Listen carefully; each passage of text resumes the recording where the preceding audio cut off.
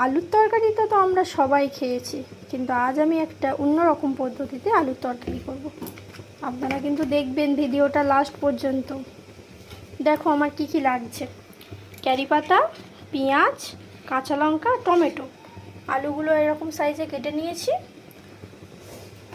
এবার আমি কড়াইটাতে তেল দিয়ে দিয়েছি, সর্ষের তেল দিয়েছি।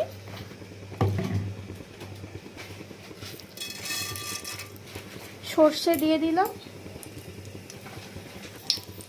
কাঁচা লঙ্কা দিয়েছি, শুকনো লঙ্কা দিয়েছি। এবার আমি কারি পাতাটা দিয়ে দিই।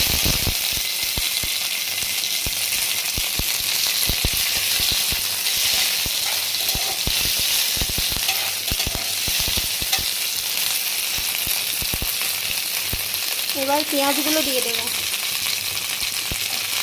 পেঁয়াজগুলো আমি এরকম বড় বড় সাইজে করে কেটেছি। হালকা লাল লাল করা পর্যন্ত অপেক্ষা করব।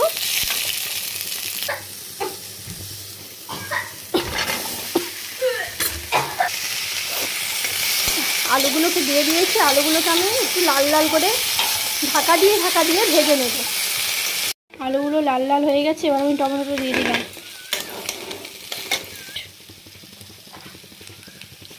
হলুদ গুঁড়ো, লঙ্কার গুঁড়ো, একটু চিনি, আদা বাটা। এগুলোকে এবার ভালো করে কষিয়ে নেব। তরকারিটা আমার কষা হয়ে গেছে। এবার আমি জল ঢেলে দেবো।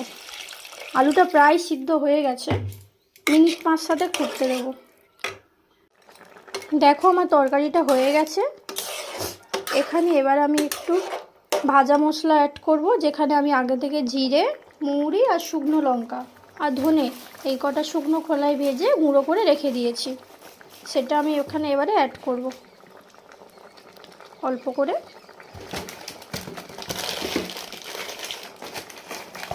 আর একটু কাস্তুরি মেথি।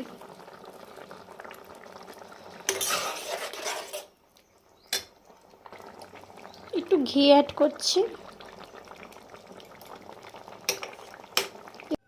দেখো তরকারিটা আমার শেষ পর্যন্ত এইরকম হয়েছে। এই রেসিপিটা আপনারা মুড়ি, রুটি, পরোটা, লুচি সব কিছুর সাথে ট্রাই করতে পারেন। তাহলে আপনাদের যদি এরকম রেসিপি আরও ভালো লাগে তাহলে কিন্তু অবশ্যই কমেন্ট করে জানাবেন। আর আমার রান্নাটাও কেমন হয়েছে সেটাও কমেন্ট করে জানাবেন। লাইক করবেন, চ্যানেলটাকে অবশ্যই করে সাবস্ক্রাইব করবেন। আজকের মতন টাটা। আবার আসবো নতুন কোনো ভিডিও নিয়ে। ততক্ষণ সবাই ভালো থাকবেন।